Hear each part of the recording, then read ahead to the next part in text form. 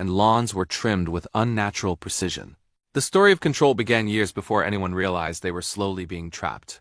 Because at first the homeowners association seemed like a harmless necessity, and the woman who volunteered to manage it, Karen Louise Bradford, appeared polite, organized, and helpful, bringing neatly printed agendas and homemade cookies to meetings, speaking softly about community standards and long-term value, earning trust not through kindness but through efficiency. And when the previous HOA president resigned due to illness, Karen stepped in without opposition, promising fairness, transparency, and protection. Yet something subtle shifted the moment she gained a title, as if authority awakened a hunger that had always slept inside her. She began enforcing rules more strictly than before, not just correcting violations but documenting them obsessively, photographing trash bins at dawn, measuring grass with metal rulers, counting the hours holiday decorations remained visible, and quietly rewriting bylaws to give herself broader discretion, all while insisting it was for everyone's benefit, and most residents complied because resistance felt inconvenient rather than dangerous at first. Until fines started arriving without warnings, hearings were denied, and appeals disappeared into silence. And the first real victim was a 78-year-old widow named Margaret Ellis, who lived alone with fading memories and a small white dog. A woman who had lost her husband to cancer and spent her mornings sitting on the porch listening to birds. Yet Karen fined her repeatedly for peeling paint and unauthorized porch furniture, even though the chair had belonged to her husband. And when Margaret tearfully explained she couldn't afford repairs on her pension, Karen smiled thinly and suggested she budget better, placing a lean threat that caused Margaret to stop sleeping at night, checking her mailbox with shaking hands every morning. Emboldened by compliance, Karen's control expanded like a shadow, targeting a retired firefighter whose driveway cracks were deemed hazardous, a Muslim family questioned for gathering too often, a teenage boy fined for washing his car too frequently, and each enforcement carried the same cold language, the same refusal to acknowledge context, transforming Willow Creek Meadows into a place where neighbors stopped talking, stopped smiling, stopped helping one another, afraid that any interaction might be reported, and HOA meetings turned into carefully staged performances where Karen controlled the microphone, dismissed questions, mocked dissenters politely, and adjourned early whenever emotions rose, reinforcing her dominance, while maintaining a facade of professionalism. The true turning point, however, came when a single mother named Allison Parker, working 2 jobs after escaping an abusive marriage, returned home late one night to find her car missing towed because its registration sticker had expired by 3 days, leaving her stranded with her sleeping child in the back seat of a neighbor's car. And when Allison confronted Karen the next morning, begging for help, explaining she needed the car to work, Karen calmly quoted policy, refused to intervene, and walked away mid-sentence. An act witnessed by several neighbors who said nothing at the time but felt something fracture inside them, because it became clear that rules were no longer about order but about dominance, and yet Karen's power continued to grow unchecked, supported by silence, fear, and the illusion of legality. While behind closed doors, she began treating HOA funds as her personal reserve, approving administrative reimbursements.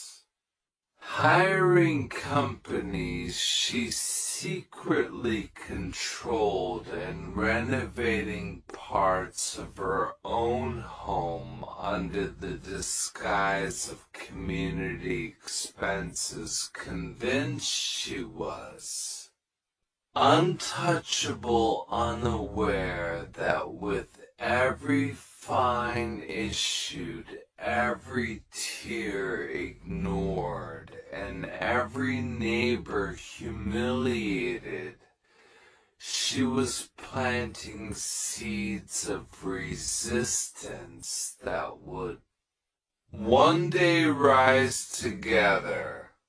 And as the seasons changed in Willow Creek Meadows, what appeared from the outside to be a perfect neighborhood was quietly transforming into a pressure cooker, one filled with suppressed anger, quiet despair and stories yet untold, all orbiting around a woman who believed control was order and power was righteousness, not knowing that her story was only beginning and that the community she ruled would one day remember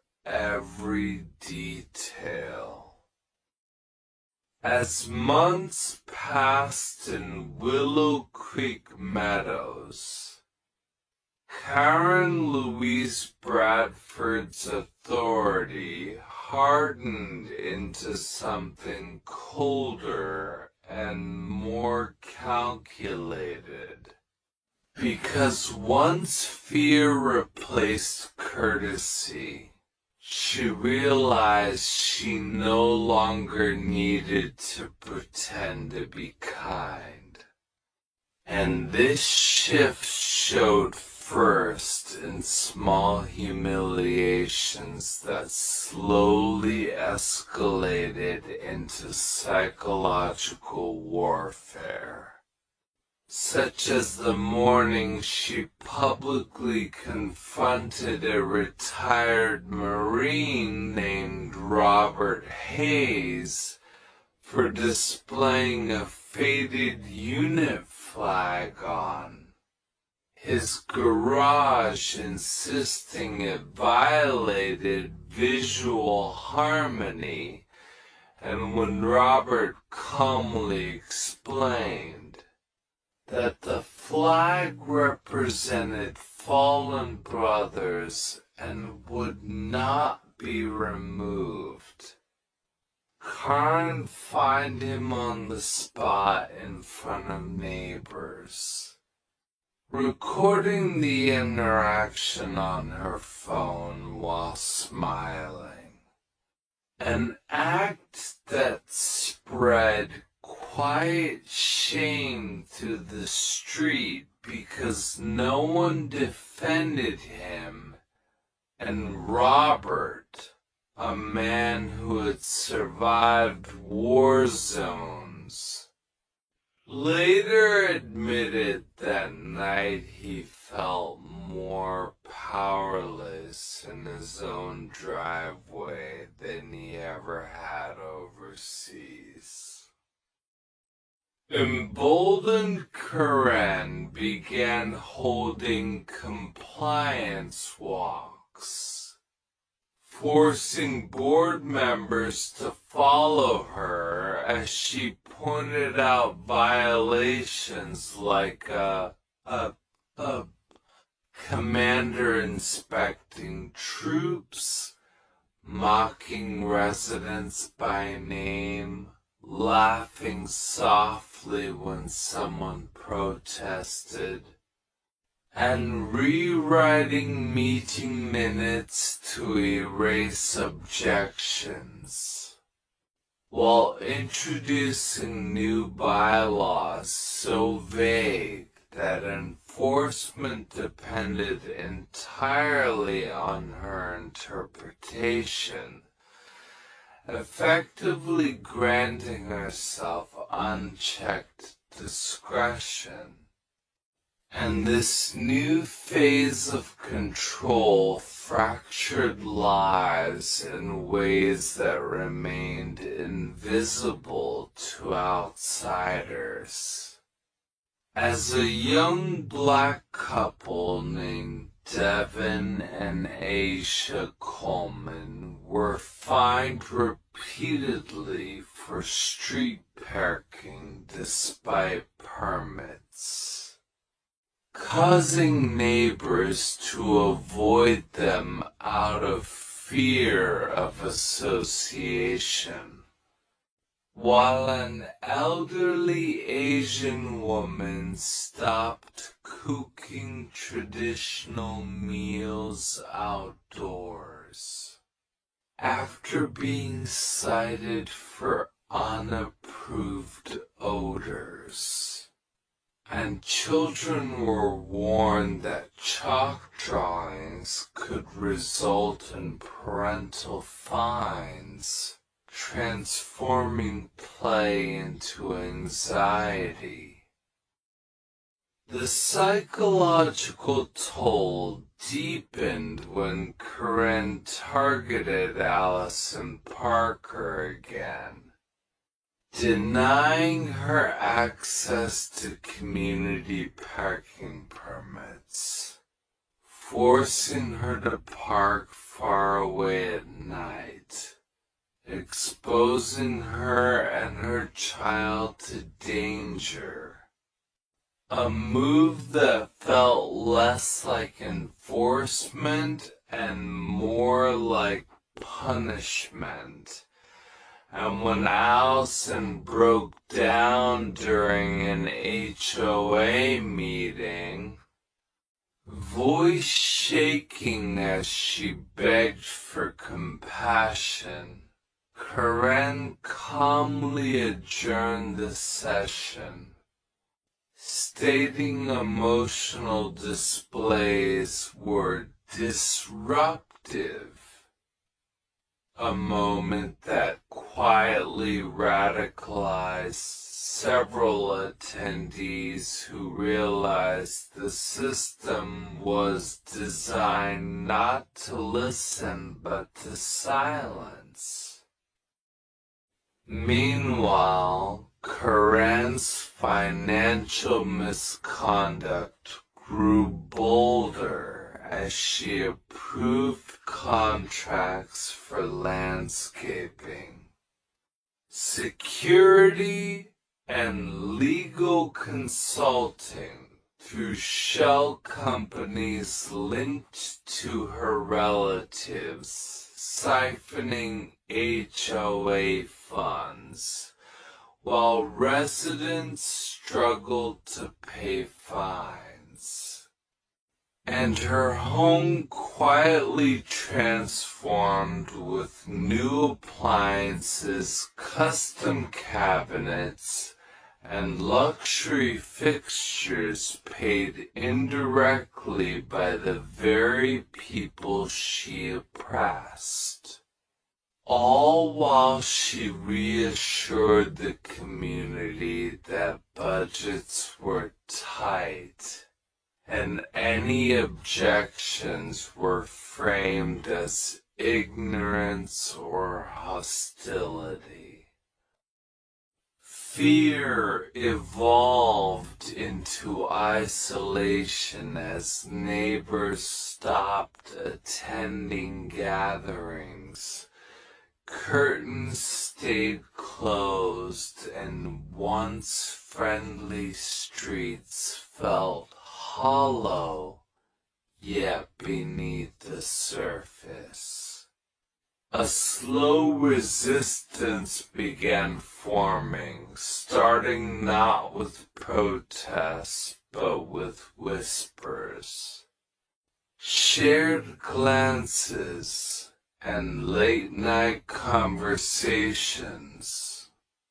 As Linda Morales, a retired librarian, began documenting violations and inconsistencies, Marcus Lee, a rideshare driver who lost income due to repeated towing, started saving notices. And Robert Hayes quietly reached out to a local veterans legal aid group, while Corinne remained unaware, mistaking silence for submission and continuing her daily patrols with growing arrogance, believing she had perfected control, unaware that communities do not break loudly but rebuild quietly.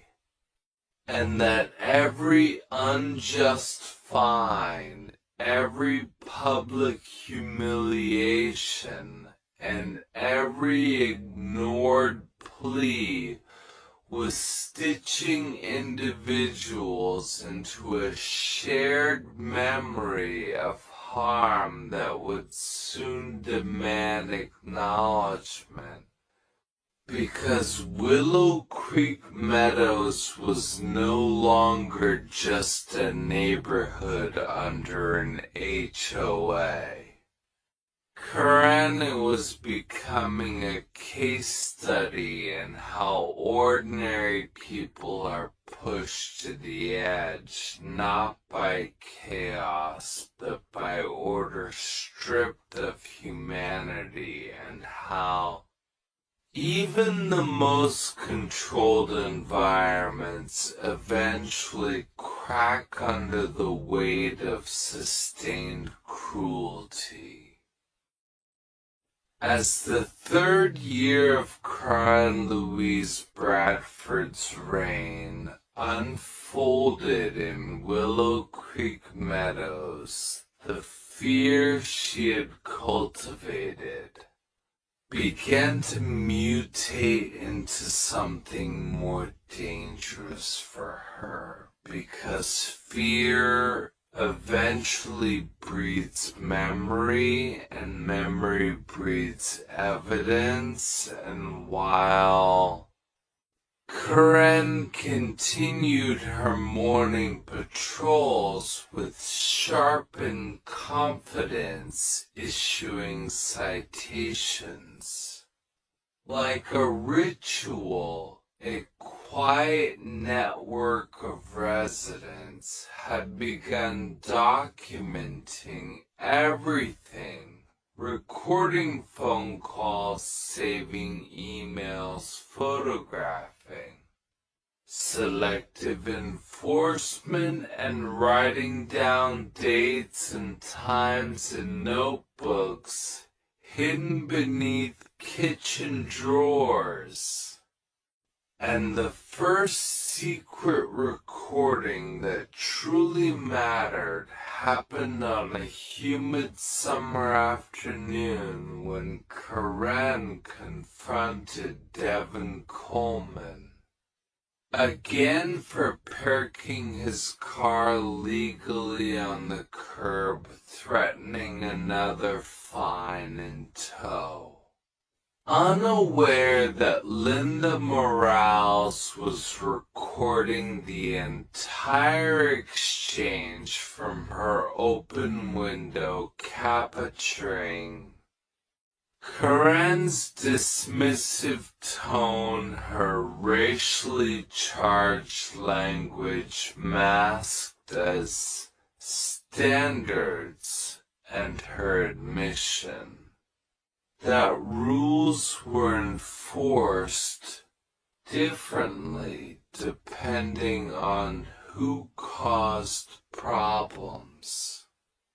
A sentence that would later echo far beyond the neighborhood. Meanwhile, Karen's ego continued expanding as she began referring to Willow Creek Meadows as my community in meetings, demanding residents stand when she entered the room, limiting speaking time to 30 seconds. And publicly mocking those who trembled while addressing her. Once even laughing when Margaret Ellis fainted during a heated session, dismissing it as attention-seeking. An incident that caused several elderly residents to stop attending altogether, leaving Karen surrounded only by her loyal board members, who benefited financially from her contracts and feared losing their privileges. Emboldened by isolation, Karen escalated enforcement to new extremes, approving mass towing operations overnight, issuing retroactive fines for years-old violations, and placing liens without proper notice actions that pushed families toward foreclosure, including Allison Parker, who received a final demand letter that threatened to seize her home over accumulated penalties. A moment that shattered her emotionally and forced her to seek legal help, unknowingly connecting her with Robert Hayes' Veterans Legal Aid contact, which soon began quietly collecting stories, affidavits, and financial records. Karen's downfall began not with confrontation, but with paperwork when the HOA received its first formal legal notice requesting records. A letter Karen laughed off during a meeting, confidently stating that nobody wins against an HOA.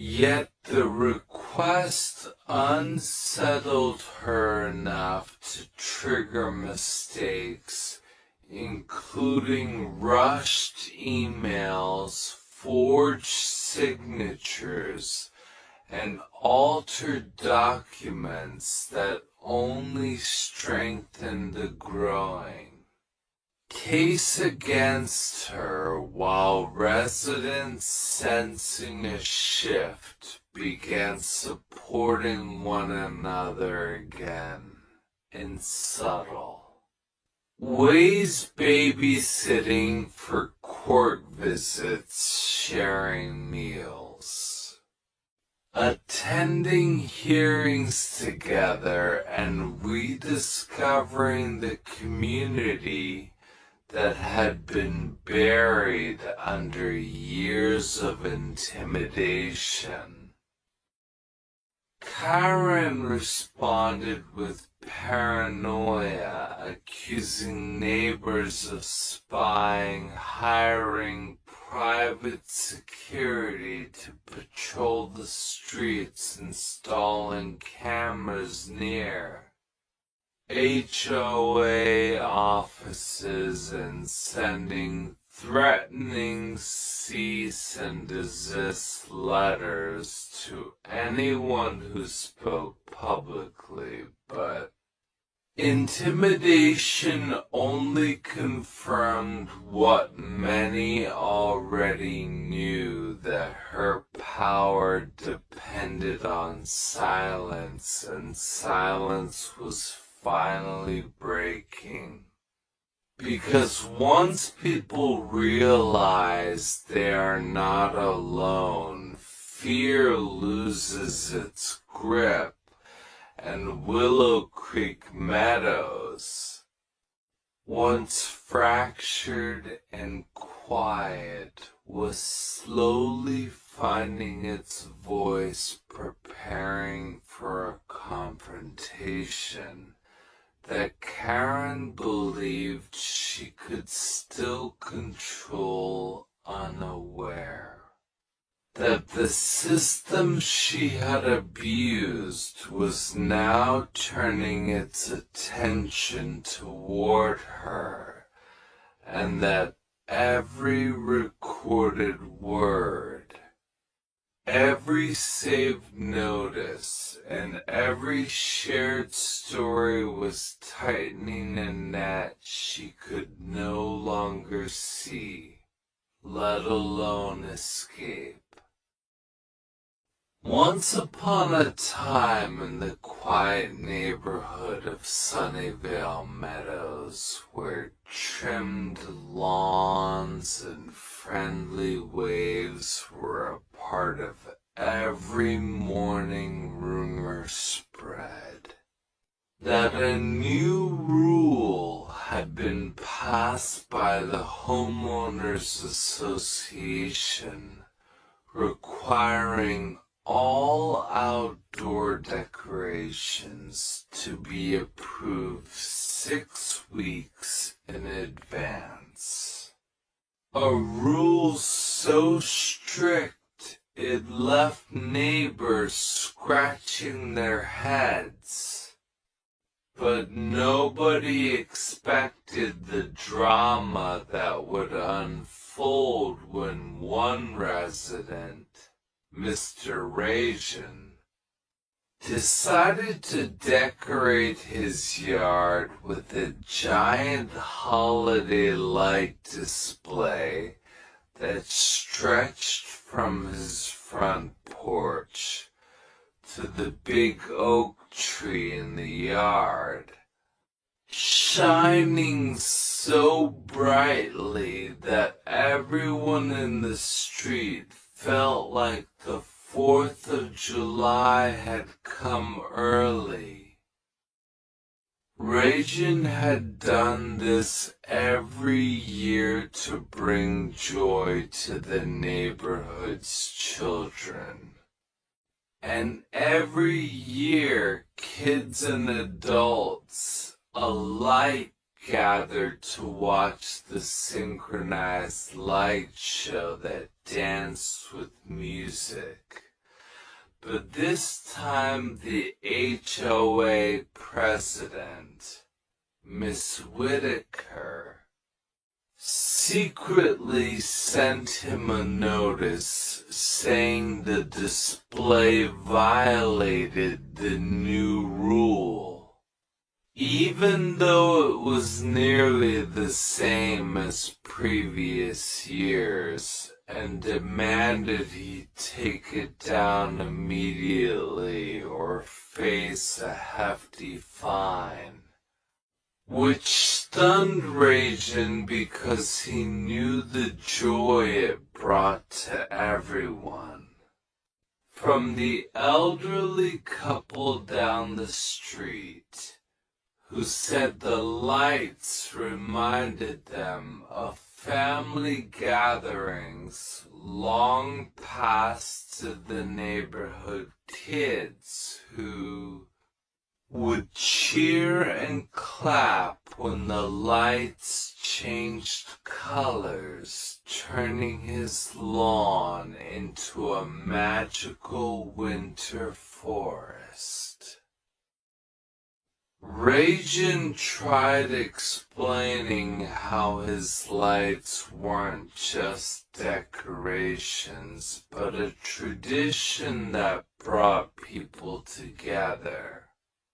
But Miss Whitaker refused to listen and insisted that rules were rules. And after several heated calls and polite emails that grew increasingly tense, Rajan's neighbor, Mrs. Martinez, stood up and said, "This is about community, not paperwork," which only made the HOA board dig in deeper, threatening fines that would accumulate daily until the lights were removed. And the situation escalated into a full-on neighborhood standoff, with families gathering on front lawns, holding impromptu meetings about fairness and tradition, until someone jokingly suggested they vote like a real democracy. And surprisingly, most neighbors supported Reagan, arguing that a rule should never erase something that made everyone happy. Tensions were high, voices raised, and at one point a board member even complained about the way Reagan's inflatable Santa swayed in the breeze, comparing it to an aesthetic nightmare, which made everyone else laugh because most houses on the street had individually themed yard fun things too, yet had never been fined, and soon people began sharing their own HOA headaches. One neighbor had been fined for grass that was too green. Another got a letter for having a mailbox that was the wrong shade of gray. And someone else recounted how their Halloween pumpkin display was labeled a nuisance, even though it brought kids from all over town, making people realize that the HOA's strict rules were hurting community spirit rather than protecting it. And finally, at a big neighborhood meeting under string lights and hot cocoa, the HOA board agreed to rescind the punishing fines and rewrite the decoration rules to allow joyful traditions while still keeping order. And everyone cheered as Rajan's lights stayed up brighter than ever, reminding all of Sunnyvale Meadows that community and joy matter more than rigid rules. If this story made you smile, don't forget to like and subscribe to Deadline Stories for more emotional and surprising tales. In the peaceful community of Greenfield Row, where flowers were treated like status symbols and lawns were judged more than people, lived Mr. Thomas, a retired school teacher who had survived cancer and poured his healing, patience, and memories into a small garden behind his house, growing tomatoes, roses, and sunflowers with his own hands because the soil helped him forget the pain of hospital beds and lonely nights. But the HOA never saw a man rebuilding his life. They only saw a non-approved garden layout, and after multiple warning letters, Thomas politely ignored, believing no one would truly destroy something grown with love. The HOA hired a landscaping company to spray strong chemicals over his garden while he was away visiting his doctor. And when Thomas returned that evening and smelled the sharp bitterness in the air, he dropped to his knees as he saw his plants wilting, leaves burned, flowers collapsing like memories erased. Realizing that HOA had ordered a full pesticide spray to restore uniformity. A decision that felt cruel beyond rules because that garden wasn't decoration. It was survival.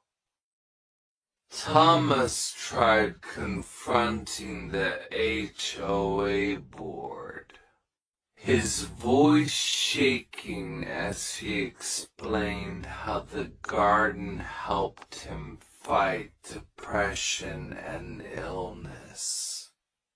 But the president coldly replied that personal struggles didn't override community standards. Words that broke something inside him. And for days he sat silently staring at dead soil, refusing to eat, until neighbors noticed the change and began asking questions, slowly uncovering the truth that the HOA had acted without notice or consent, and anger spread faster than the chemicals ever did.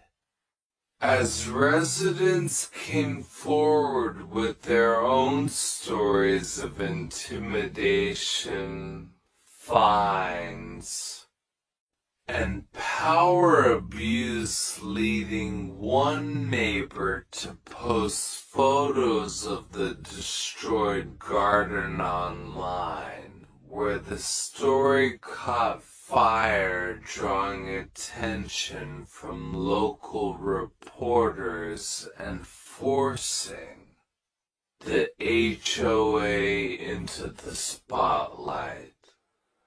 And at an emergency community meeting held beside the ruined garden, Thomas finally spoke not with anger, but with tears, saying, "I survived cancer, but I don't know if I can survive this." A sentence that silenced the crowd and made even the HOA board members look away in shame, and under public pressure the HOA was forced to apologize, pay for soil restoration, medical costs, and rebuild the garden with professional care, but more importantly, rewrite their rules to protect residents' mental health and personal spaces. And months later, as new green shoots pushed through the soil, Thomas stood smiling for the first time in weeks, surrounded by neighbors who had become family, proving that even when authority tries to erase humanity's truth, and compassion will always grow back stronger. And if this story touched your heart, don't forget to like the video and subscribe to Deadline Stories for more powerful HOAs that remind us kindness matters more than control. In the quiet, tree-lined suburb of Willow Creek, where children's laughter once floated on warm summer breezes and neighbors waved to each other on evening walks, life was ordinary and peaceful until the day the Harringtons moved into number 42. When Mia Harrington and her brother Logan first stepped over the threshold of their new home, they felt relief, hope, and a fresh start after years of struggle. For Mia had worked double shifts as a nurse, and Logan had recently returned from military service with wounds that were visible only to those who cared to look. And from the first morning they unpacked boxes in the golden light of dawn, they could not have imagined the storm that would arrive not from the skies, but from a community organization whose rules were rigid, unforgiving, and ready to escalate into a confrontation no one saw coming.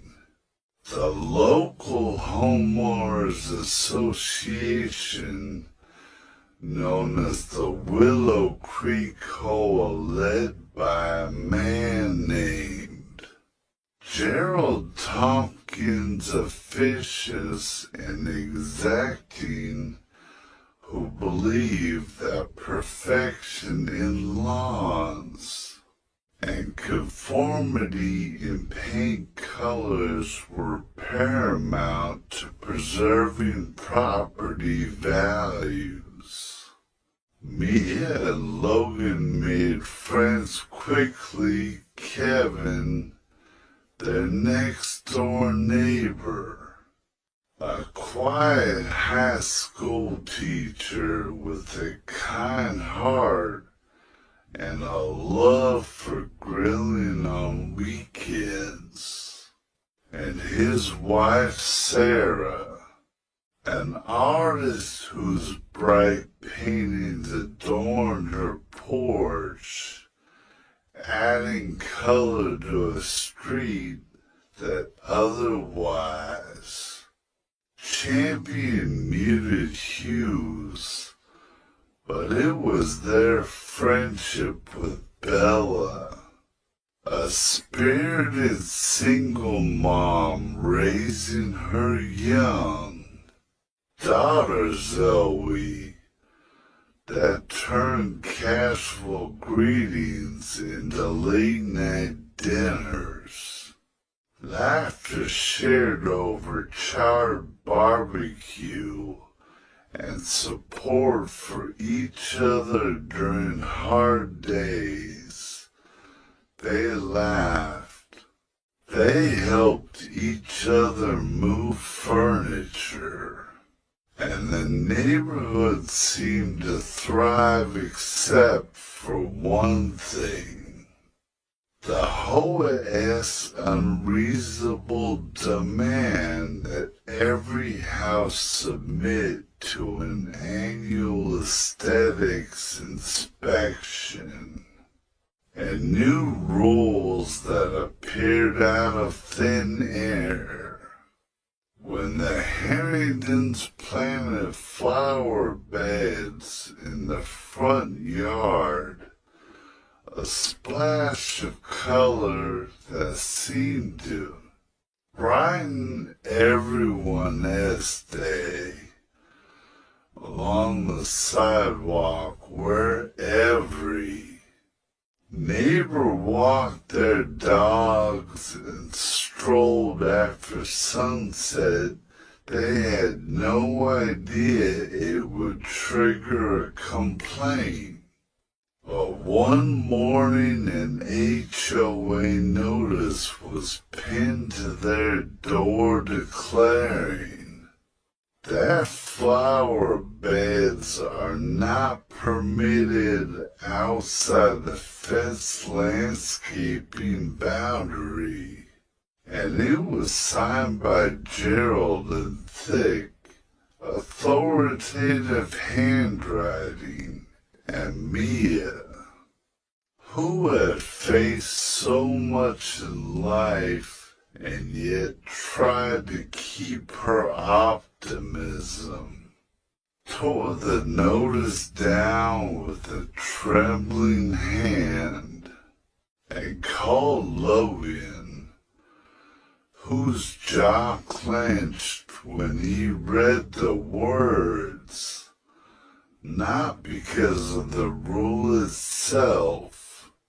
but because of what it represented, a rigidity that denied the beauty of life and forced people into conformity.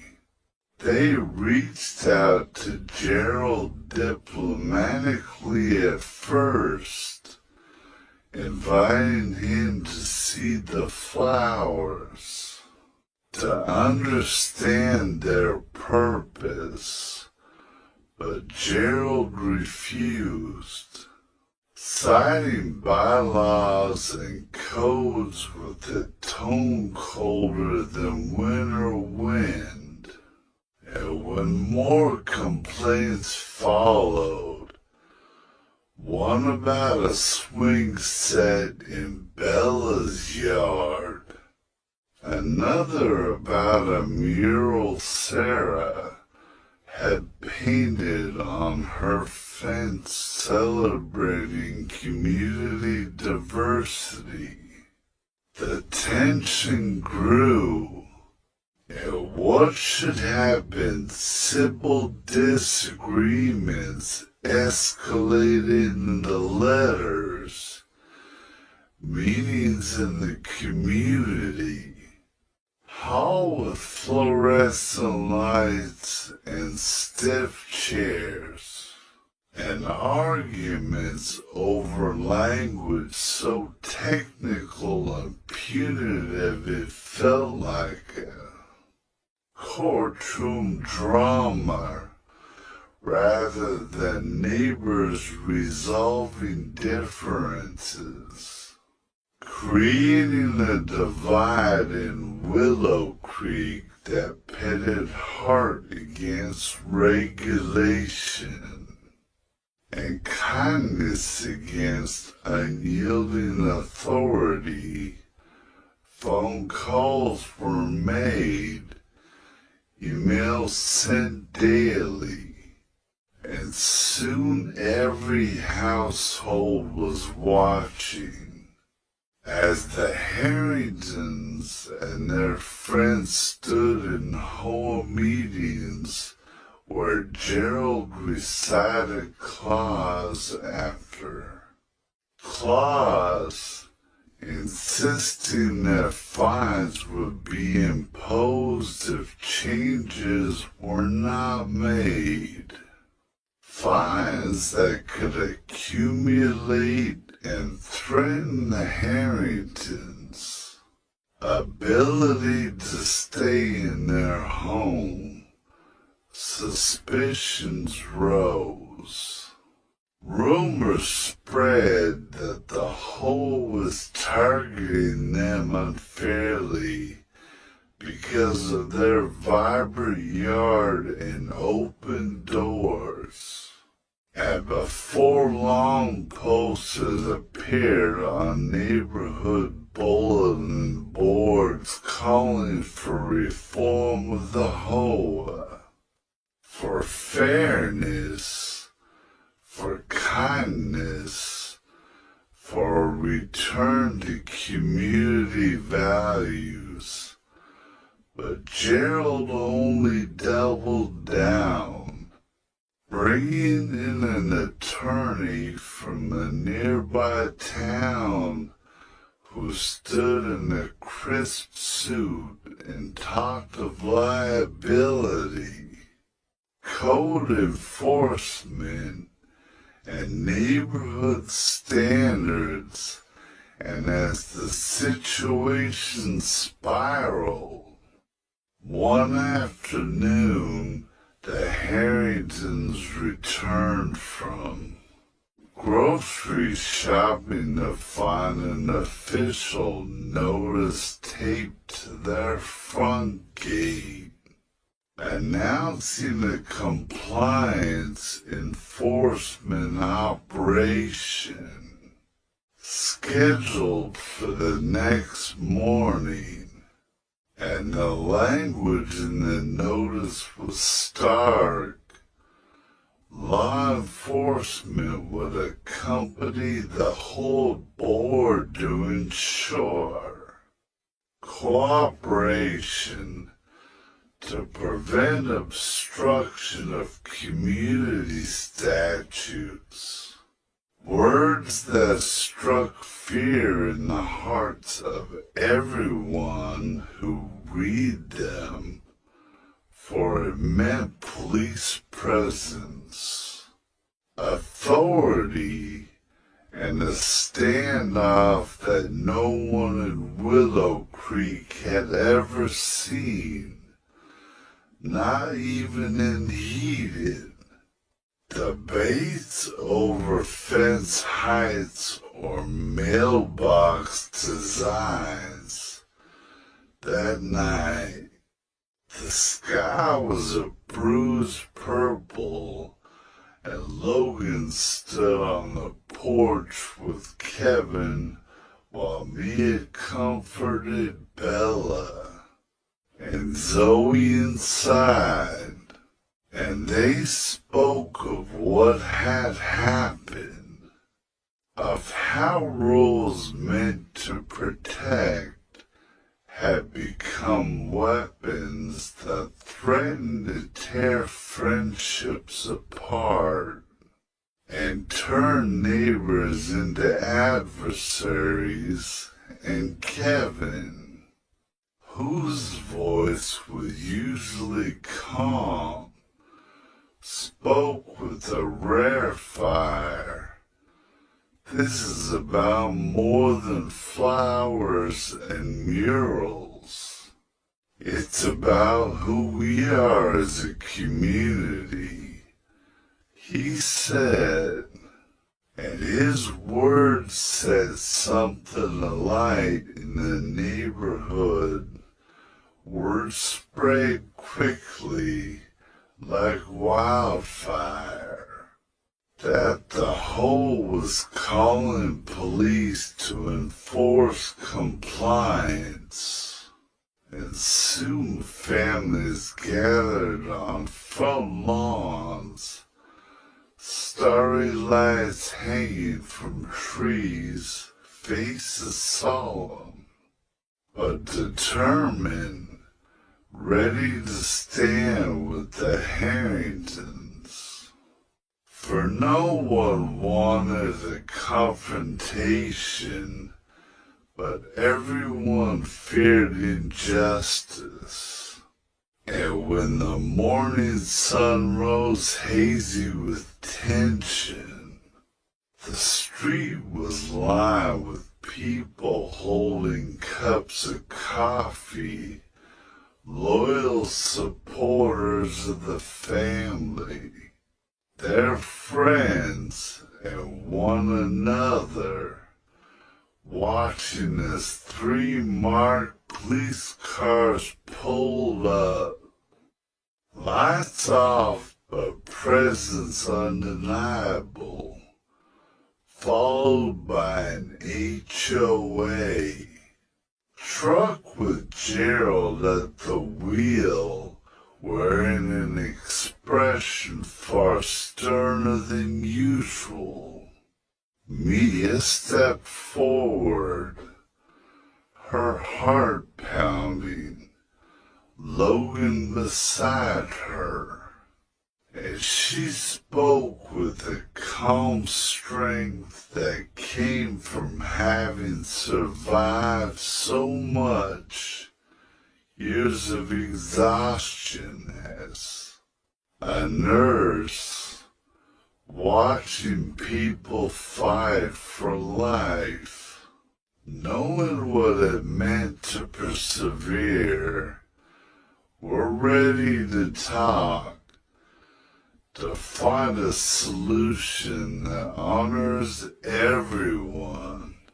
Here, she said, voice clear over the silent street, and Logan added, we're neighbors. We're not enemies. What followed was tense. Officers spoke with community members listening as people explained how the flower bed's mural swing set and open doors had brought life to Willow Creek. And one by one their stories of kindness, of shared meals, of watching Zoe learn to ride her bike, of quiet evenings of laughter shifted the mood from conflict toward understanding.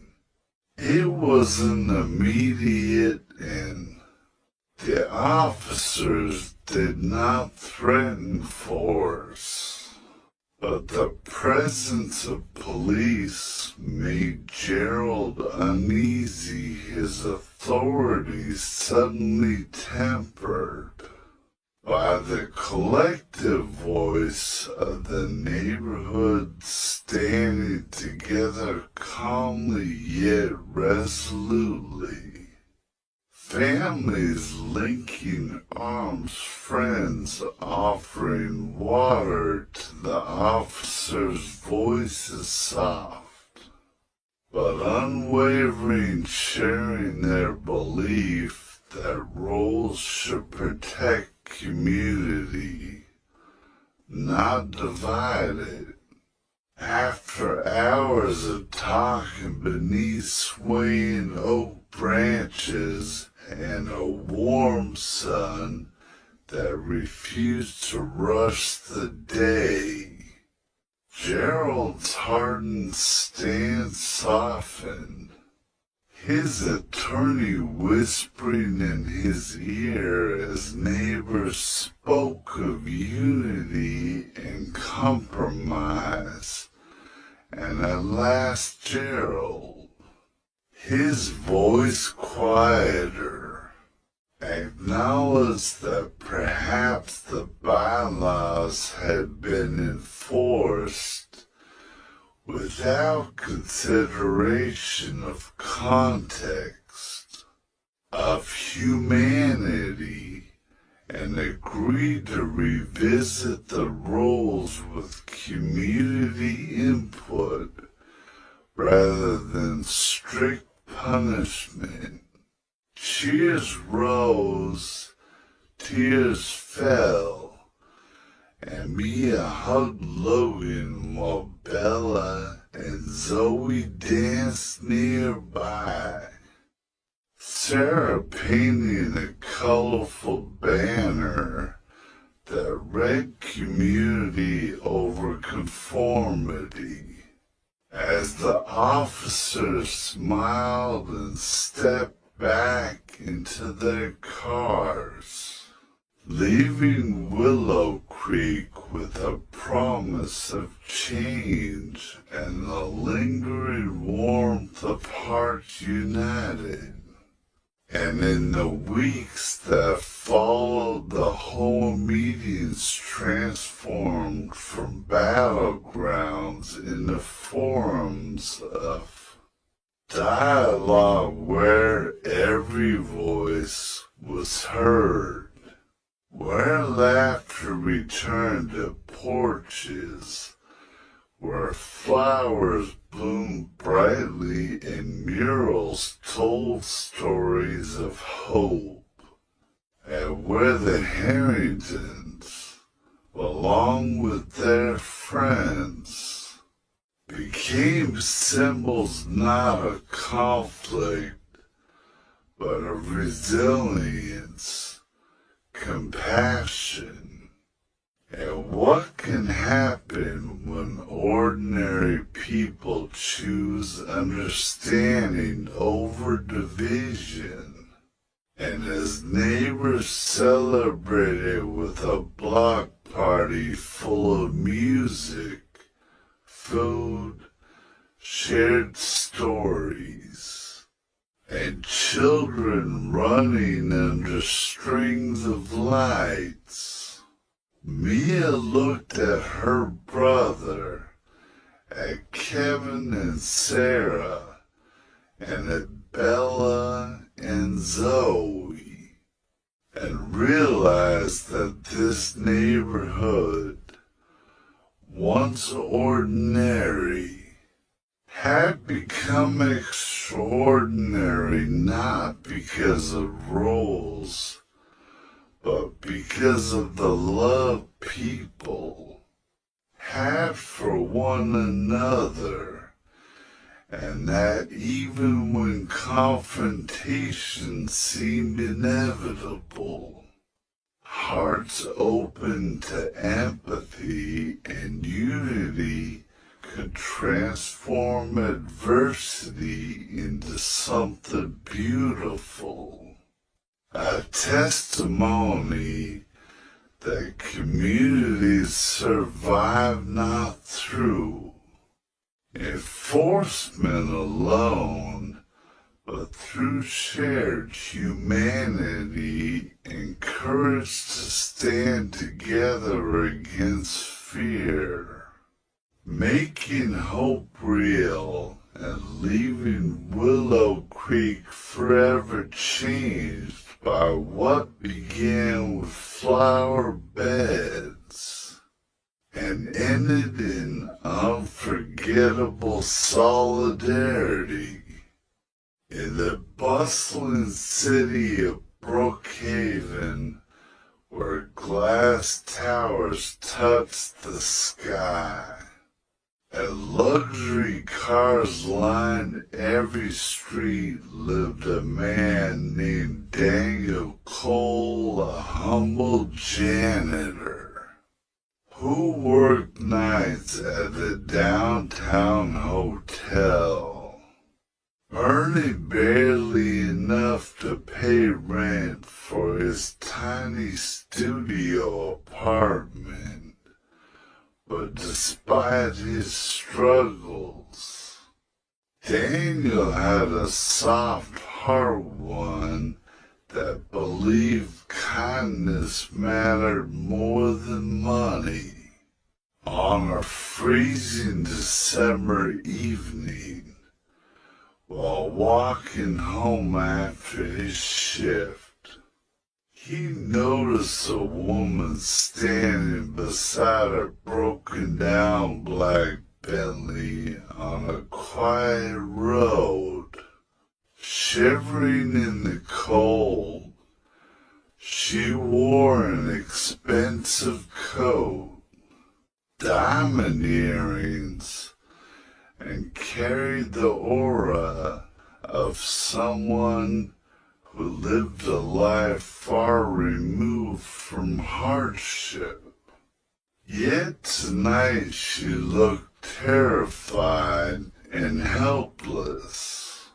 When Daniel approached politely and asked if she needed help, she answered in a shaky voice that her phone was dead, her car had stopped, and no taxi would come this far at night.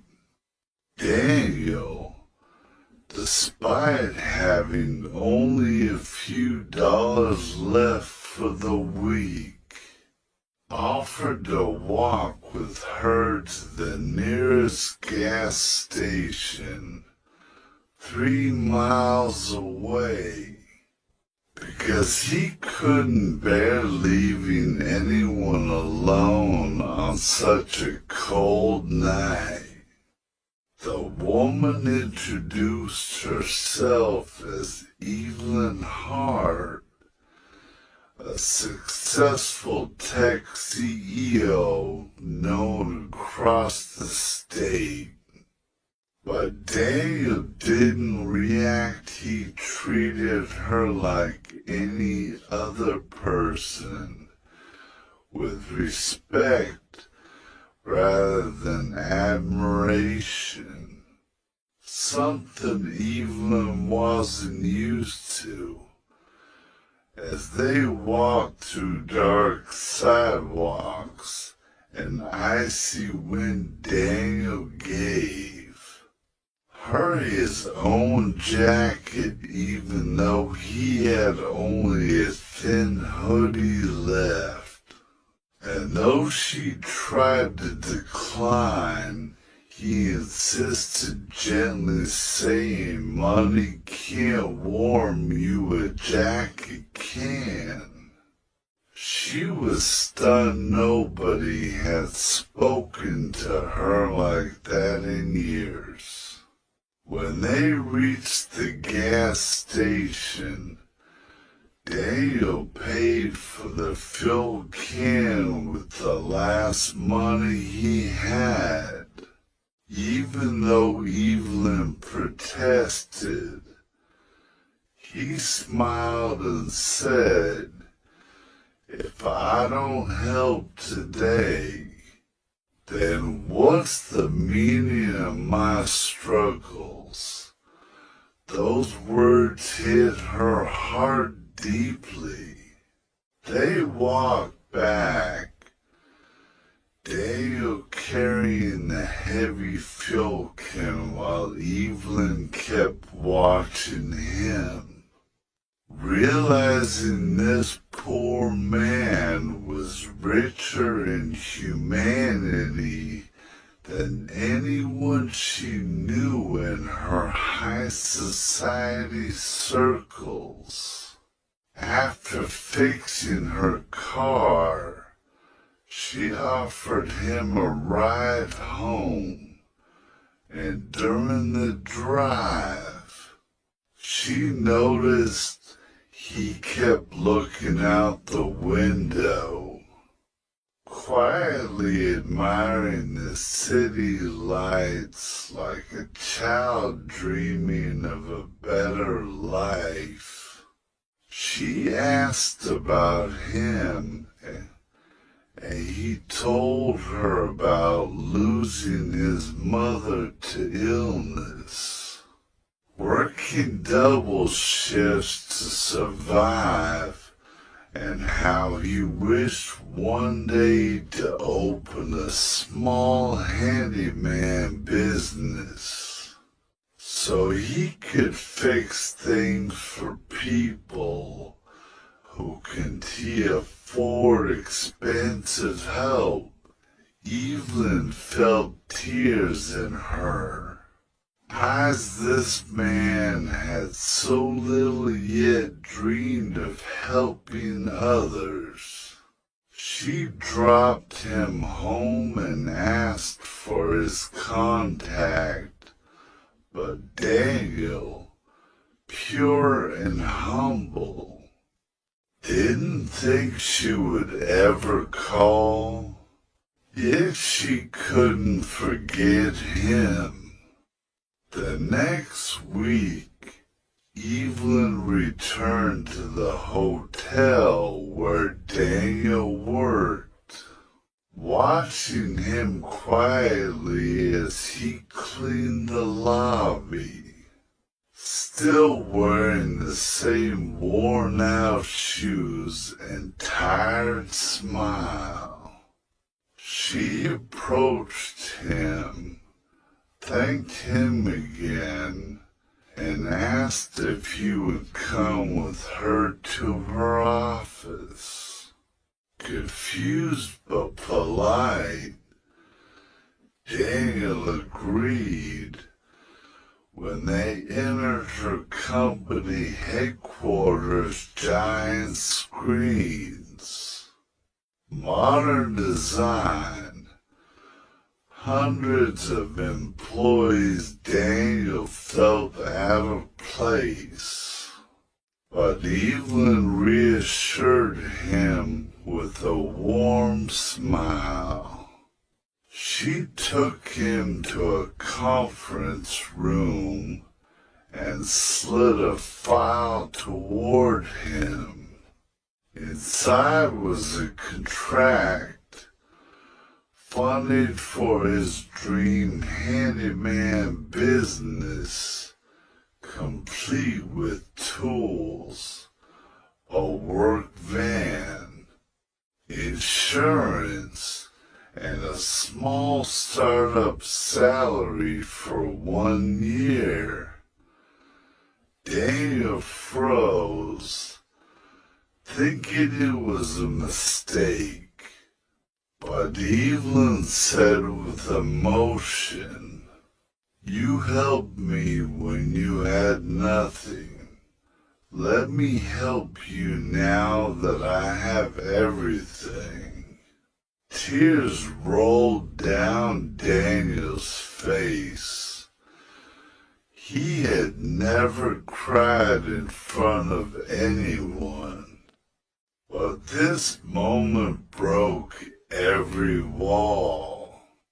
He hugged her, thanking her again and again, as she felt something she hadn't felt in years: human connection, genuine and real.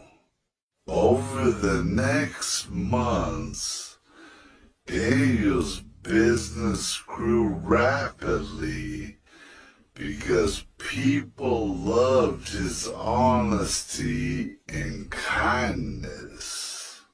And Evelyn became not just his mentor, but his closest friend. They had long talks about life, loss, and dreams, and Evelyn found healing from her own loneliness, something no amount of money had ever fixed. One rainy night, Evelyn and his board members tried to force her out of her own company due to a financial disagreement, and she called Daniel in tears. Without hesitation, he rushed to her office, soaked from the rain, and stood beside her as she fought back, reminding her of her own strength. With his encouragement, she presented her vision and won the board's vote, saving her position. After the meeting, she looked at him with gratitude overflowing from her eyes and whispered, "You didn't just save my car that night. You saved me." Daniel smiled and replied softly, "Sometimes rich hearts are poor, and poor hearts are rich." From that day on, they became family not by blood or romance, but by something more powerful: kindness. Years later, Daniel expanded his handyman business into a chain, providing jobs to struggling workers, while Evelyn invested in community projects helping low-income families. Whenever people asked Evelyn why she cared so much, she always said, "Because one night, a poor man showed me what real wealth looks like." And whenever Daniel was asked how he changed his life, he simply said, "Kindness is an investment that never fails." Together, they proved that sometimes the richest people are the ones with the least money, but the greatest hearts.